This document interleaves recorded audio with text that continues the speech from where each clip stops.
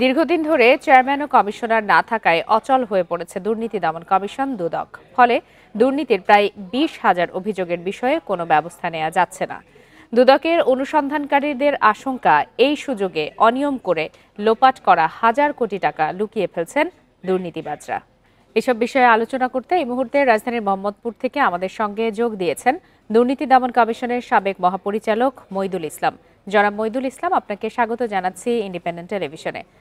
আপনার কাছে একটু জানতে চাই যে শেখ হাসিনা, শেখ রেহানা ও বঙ্গবন্ধু ট্রাস্টের ব্যাংক হিসাব চেয়েছে বিএফআইইউ, যেমনটি আমরা কিছুক্ষণ আগেই প্রতিবেদনে দেখাচ্ছিলাম। তাদের বিরুদ্ধে আসলে কি ধরনের পদক্ষেপ নেওয়া হতে পারে? জি, ধন্যবাদ। বিএফআইইউ চেয়েছে, তো তো বিএফআইইউ যদি আপনার চেয়ে থাকে তাহলে এটা তো মানি লন্ডারিং এর ইস্যু। মানি লন্ডারিং এর ইস্যু হলে দুদক ছাড়াও মানি লন্ডারিং করবার মতন এখতিয়ার আপনার অনুসন্ধান তদন্ত করার এখতিয়ার সিআইডির আছে, এনবিআর এর আছে এবং আরো অনেকেরই আছে। এখন এইটা কি অবস্থা দাঁড়াবে সেটা বিএফআইইউ ঠিক করবে যে কাকে দেবে, সিআইডি কে দেবে নাকি দুদককে দেবে। যদি দুদককে দেয় তাহলে আবার প্রশ্নটা এসে দাঁড়াবে যে দুদকের তো এখন যেটি কমিশন বলা হয় সেইটি তো নেই। ফলে এখানে দুদকে দেওয়া একেবারেই অর্থহীন হয়ে দাঁড়াবে, দুদক থেকে কোনো ব্যবস্থা নেওয়া যাবে না। আর যদি সিআইডি থেকে ব্যবস্থা নেওয়া হয়, সিআইডি কে দেওয়া হয়, তাহলে সিআইডি মানি লন্ডারিং এর ব্যাপারে আপনার দ্রুত পদক্ষেপ নিতে পারবে, কোর্ট থেকে ফ্রিজ অ্যাটাচমেন্ট এইগুলো নিতে পারবে। যে সেক্ষেত্রে আপনিও বলছিলেন যে দুদকে দীর্ঘদিন ধরে শূন্য রয়েছে পদ, এবং আমরাও দেখালাম সেটি প্রতিবেদনে। দুদকের চেয়ারম্যান ও 2 কমিশনারের পদ যদি নিয়োগ দেয়া হয়, সেক্ষেত্রে কি এসব সমস্যা বা অভিযোগগুলো সমাধান করা সম্ভব কিনা? না, সে তো বটেই যে দুদকের আপনার কমিশন যদি না থাকে তাহলে দুদকের কাজের কিছুই থাকে না। কারণ দুদকের যদি অনুসন্ধান করতে হয়, একটি অভিযোগ যদি গ্রহণ করতে হয় অনুসন্ধানের জন্য, তাহলেও দুদকের কমিশনের সিদ্ধান্ত লাগে। সেই অনুসন্ধান তদন্ত রিপোর্ট গ্রহণ করতে হলেও কমিশনের সিদ্ধান্ত লাগে, নাকচ করতে হলেও সেইটার কমিশনের সিদ্ধান্ত লাগে, মামলা করার ক্ষেত্রেও লাগে এবং চার্জশিট দেওয়ার ক্ষেত্রে তো লাগেই। তো এতগুলো প্রতি পদক্ষেপে কমিশনের সিদ্ধান্ত দরকার, কমিশনের অনুমোদন দরকার।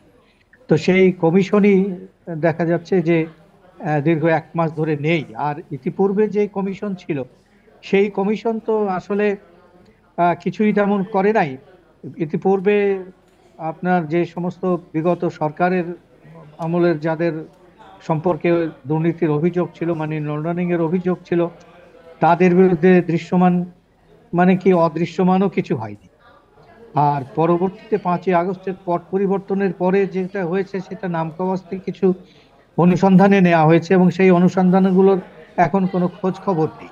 ফলে তারা তো কিছু করে নাই তাদের। এবং দুর্নীতি দমন কমিশনের মতন একটি কমিশনকে কেন এতদিন পর্যন্ত মানে অথর্ব করে রাখা হলো ওই 5ই আগস্টের পরে, সেটি একটি জনমনে প্রশ্নও বোধহয় দেখা দিয়েছে যে যে এই প্রশ্নও কিন্তু কারণ করা হচ্ছে যে দুর্নীতি এই সুযোগে অনিয়ম করে লোপাট করা হাজার কোটি টাকা কিন্তু দুর্নীতিবাজরা লুকিয়ে ফেলছেন।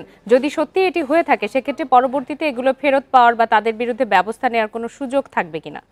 তারা যদি এগুলো লুকিয়ে ফেলে তাহলে তো সেটা খুঁজে পাওয়া এবং দুদকের কাজের জন্য সেটা আরো কঠিন হয়ে যাবে। এবং প্রমাণ, আরেকটি বিষয় হচ্ছে যে দুর্নীতির প্রমাণগুলোকে তারা বিনষ্ট করে ফেলবে, সেইটা একটা বিষয়। কারণ দুদকের মামলা হচ্ছে আপনার নথি ভিত্তিতে। তো সেই সমস্ত কাগজপত্রগুলো যদি ঠিকঠাক মতো না পাওয়া যায়, এবং ইতিমধ্যে যে যথেষ্ট সময় তারা পেয়ে গেছে, আপনার 4-5 মাসের মতন যে সময়টা তারা পেলো অগাস্ট থেকে, এই সময়টা তো অপরাধীদের, দুর্নীতিবাজদের অনুকূলে চলে গেছে এই দুদককে আপনার মানে খোঁড়া করে রাখার কারণে। এবং এখন একেবারে কমিশন শূন্য অবস্থা। এই অবস্থায় যদি দুদককে দিয়ে, দুদক ছাড়া দুর্নীতির যে ব্যাপারগুলো আছে আপনার বিগত সরকারের সময়কার যে ব্যাপক দুর্নীতি, সেটার বিরুদ্ধে ব্যবস্থা নিতে গেলে অবশ্যই দুদককে সক্রিয় হতে হবে এবং সেই ক্ষেত্রে শক্তিশালী দুদক দরকার। সেই জি, জায়গায় আজকে জনাব দুদক মইদুল ইসলাম, একেবারেই আপনার শূন্য। বক্তব্য আমাদের কাছে পরিষ্কার। আপনাকে অনেক ধন্যবাদ আমাদেরকে সময় দেওয়ার জন্য।